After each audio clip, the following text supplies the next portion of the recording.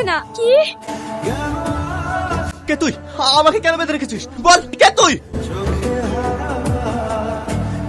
Sir, ইলিয়াসের কোনো সন্ধান পেলেন? দেখুন, আমাদের ধারণায় ঠিক ইলিয়াসকে কিডন্যাপ করা হয়েছে। ওর এই টুপিটা বাড়ির পিছনে বাগানের রাস্তায় পাওয়া গেছে। আমার এমন সর্বনাশ কে করলো গো? আমার ইলিয়াস খুব ভালো ছেলে, এমন শত্রু কে হলো?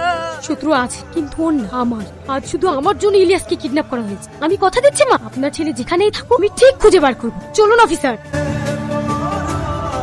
আমাকে ছেড়ে দাও, তুমি আমাকে ছেড়ে দাও। সেদিন আমি মদ খেয়ে নেশা করেছিলাম, তার জন্য আমার সাথে এটা ঘটে গেছে। প্লিজ তুমি আমাকে ছেড়ে দাও।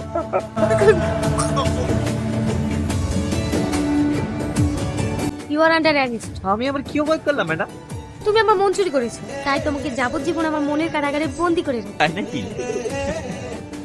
কি হলো? তোমাকে কি দেখছো? তোমাকে নিয়ে আমার অনেক ভয় হয় জানো। কেন? পুলিশের চাকরিতে অনেক শত্রুতা বেড়ে যায়। তার যদি তোমার কোনো ক্ষতি করে দেয় তখন আমার কি হবে? আমার শুধু এই ভয়টাই। আরে বুদ্ধু, তুমি যদি আমার পাশে থাকো না, তাহলে আমার কেউ কোনো ক্ষতি করতে পারবে না।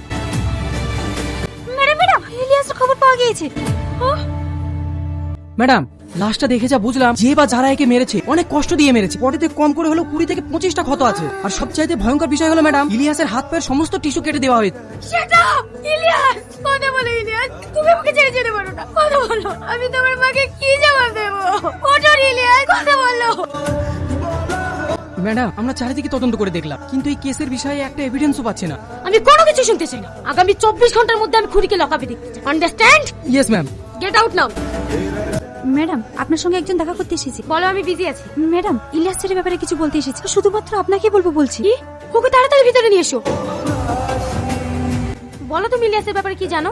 তুমি কি ভয় পাচ্ছো? ভয় পাওয়ার কিছু নেই, তোমার যত প্রোটেকশন লাগে আমি দেবো। তুমি কি জানো ইলিয়াসকে কে মার্ডার করেছে? বলো কে সে? তুমি শুধু একবার তার নামটা বলো। আমি মেরেছি।